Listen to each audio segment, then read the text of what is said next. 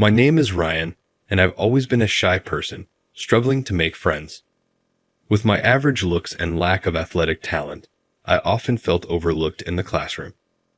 The girls would even tease me, calling me unflattering nicknames. However, there was one area where I truly excelled: academics. Since I wasn't very social and preferred to stay home, I devoted all my time to studying diligently at my desk. I found great joy in the solitude of learning, immersing myself in my studies. Thanks to this unwavering dedication, I managed to gain admission to one of the top all-boys high schools in the state and consistently ranked among the top 10 students during my time there. This academic success then led to my enrollment in a well-known state university. Nonetheless, after years of solely focusing on my studies, I began to crave a more fulfilling and exciting life. To break free from my monotonous routine, I decided to undergo a personal transformation. Drawing inspiration from magazine articles on how to become a popular guy, I dyed my hair and paid closer attention to my fashion choices, aiming to create a more modern and appealing appearance. Finishing university, I never took my studies lightly. As a diligent student, I dutifully attended all my classes, endearing me to the faculty. Foresightfully, I had already begun seeking professor recommendations for promising companies.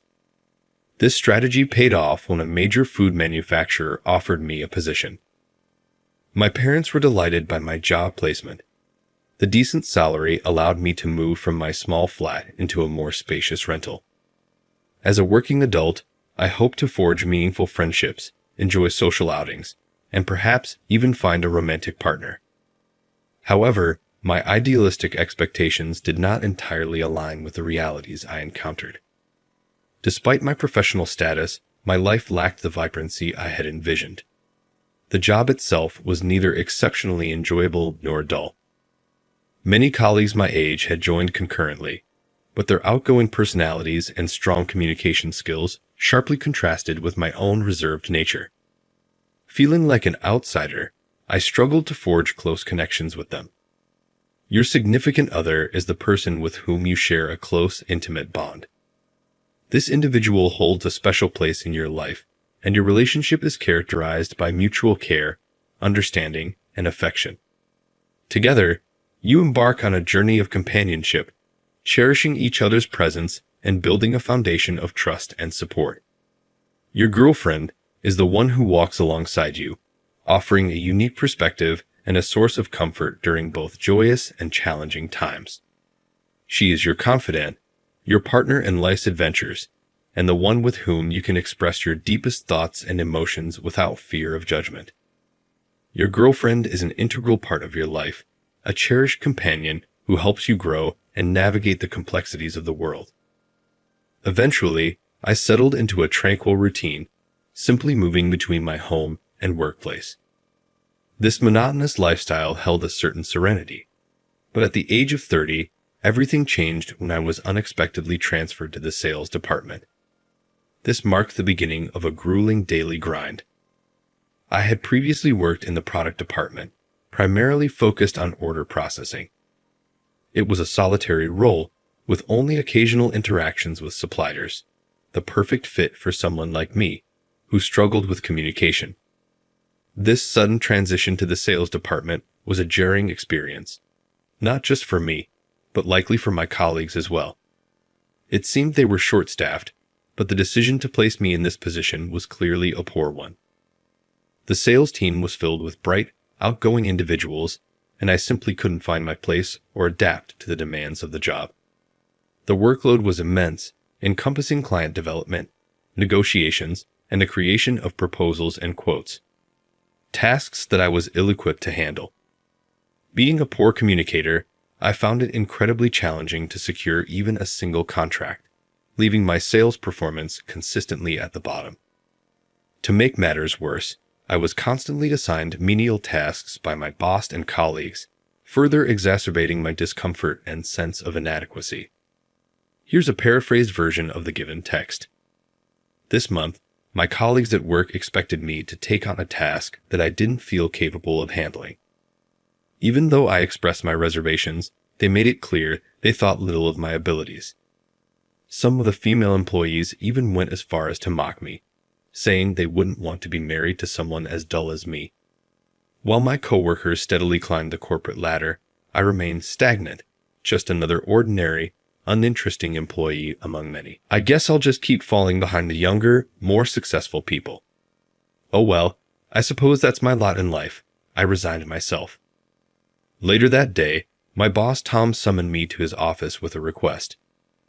Apparently, one of our employees had made a promise to a client that he couldn't keep, and now the company risked losing that client if the deadline wasn't met.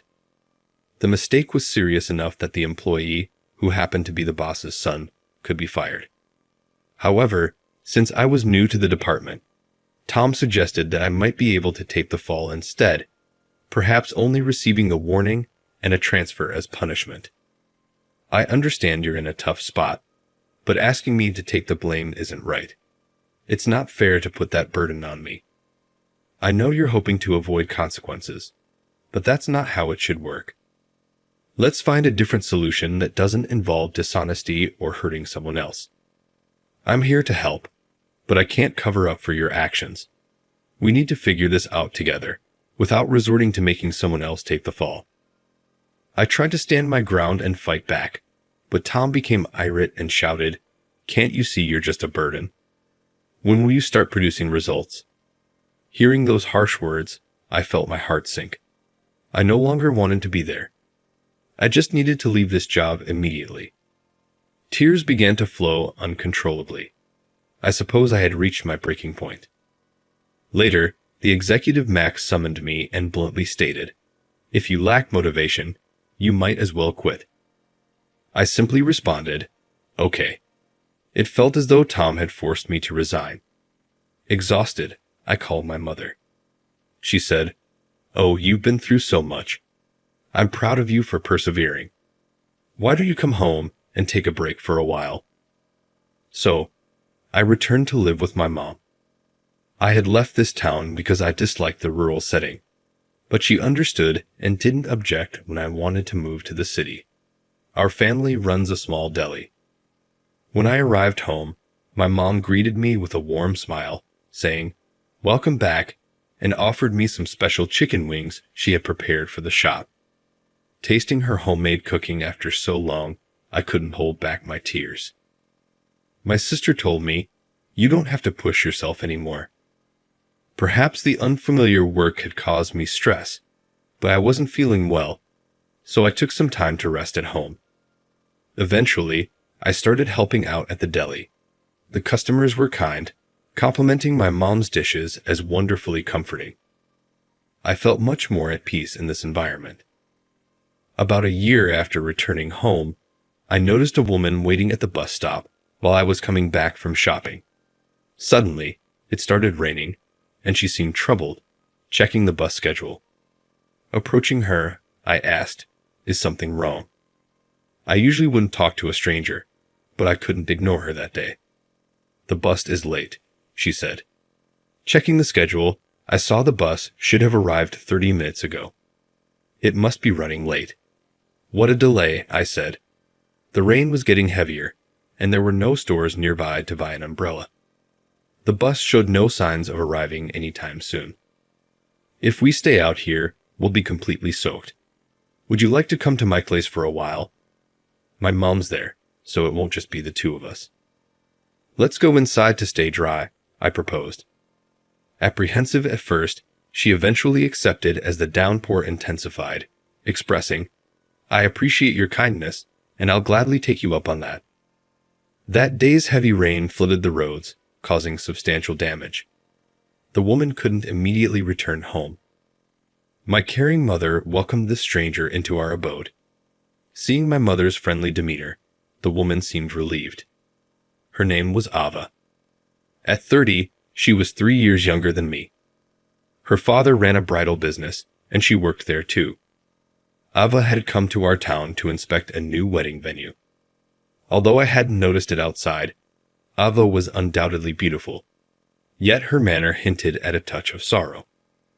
I wondered if she harbored any significant concerns. Ava appeared delicate, her face slightly worn.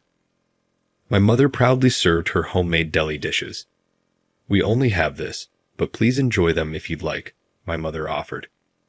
Thank you, Ava responded in a soft voice. As she tasted the food, Ava exclaimed, I've never had anything so delicious, her face lighting up with a smile. Witnessing Ava's smile for the first time stirred a sense of excitement within me. I hadn't often conversed with women before, but I felt I might be able to get along well with Ava. Despite the challenges at her workplace, the young woman named Ava handled the situation with grace.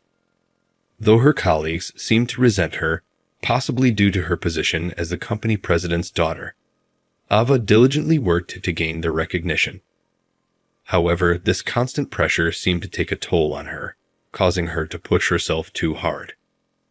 During her stay with the narrator's family, Ava had the chance to unwind and relax.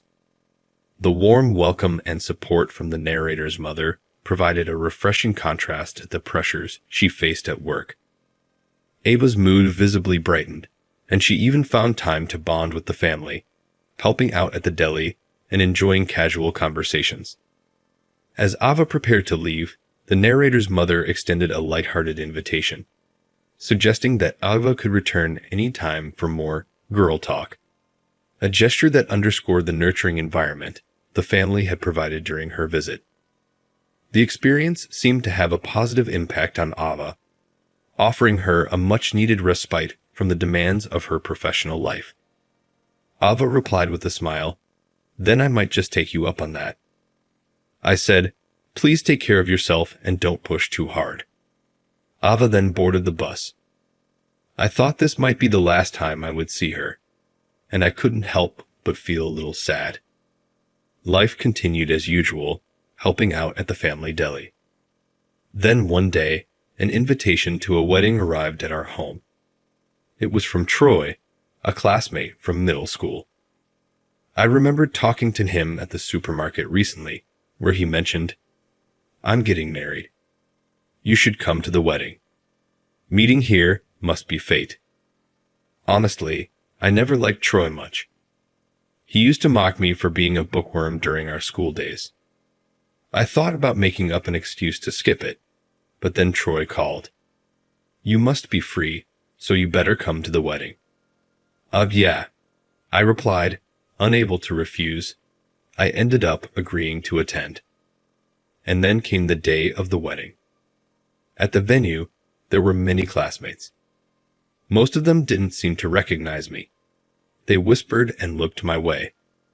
Then Troy approached, recognized me, and called out, Hey, there you are, Donkey. At the mention of my nickname, Donkey, my classmates realized who I was. One of them asked, What are you doing now? Before I could answer, Troy mocked. He was good in school, but now he's just selling deli with his mom. How the mighty have fallen. Seriously, even with a good college degree, running a deli? You'll probably stay single forever. The others chimed in with their own harsh words. I just forced a smile, knowing it was true. Suddenly, everyone's gaze shifted behind me. Don't mock my boyfriend, please. To my surprise, Ava, dressed in a suit, stood behind me. Do you guys not feel ashamed, talking like that as adults? Ryan, you don't need to be here. Let's go, she said. Ava pulled me by the hand and led me out of the venue. Once outside, she looked startled and said, I'm sorry if I did too much, but I just couldn't stand seeing you being made fun of. No, don't worry about it. I'm actually glad. But why are you here? I asked. It turned out this venue was one of the ones her father managed, and she was there for work. Would you like to have dinner with me after I finish work? She offered. I immediately said, Of course. I was thrilled to see her again, never expecting our paths to cross. We didn't return to the wedding, but went to dinner together instead. I was actually hoping to see you again, but meeting here at the wedding venue. Maybe it's fate, she said jokingly. To her joking tone, I replied seriously, Maybe it is fate. Maybe we both wanted to see each other, and fate brought us together."